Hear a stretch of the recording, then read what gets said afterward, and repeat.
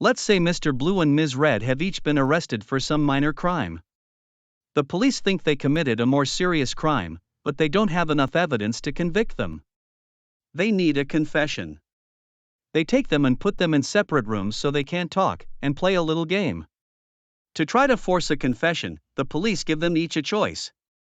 Admit your partner committed the crime, and you will go free. We'll pardon you for the minor crime, but your partner will have to spend 3 years in prison.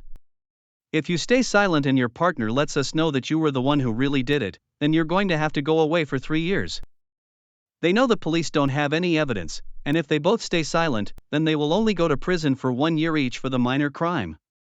If they both betray each other, then they'll both go to prison for 2 years each.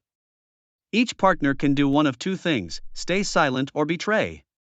Staying silent would be cooperating, and betraying would be defecting. If they both stay silent, they will each spend a year in prison. If one betrays and the other stays silent, the betrayer will go free and the silent will spend 3 years in prison. If they both betray, they will each spend 2 years in prison. So, what will they do? Well, they should cooperate. That's the best option for the group, if we add the total number of years in prison. But let's take it from Red's perspective. If she thinks Blue is going to stay silent, then she should betray so she can go free. Going free is better than spending a year in prison. If she thinks he's going to betray her, then she should also betray, as 2 years in jail is better than 3 in being made a fool of. Blue is in the exact same situation and will think the exact same thing: he should betray if she stays silent, and he should betray if she betrays.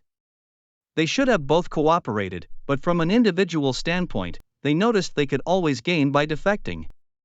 If they have no control over what the other person is going to do, they will both defect to try to better their own situation, but come away not only hurting the group, but themselves.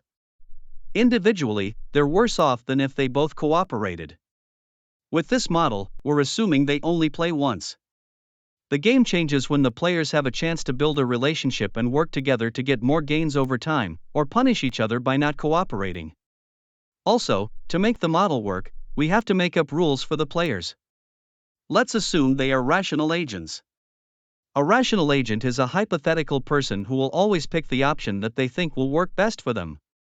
They aren't really thinking about the gains of someone else. Seems selfish, but it is something that real people will generally do too.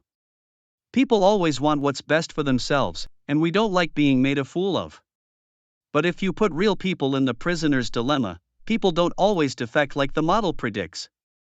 We are social creatures, and even in a one-off scenario with no guarantees or obligations and no chance to build a relationship, we're still thinking about how the group might decide. We're actually thinking from the perspective of the group and making an optimistic decision. But anyway, using rational agents is still useful.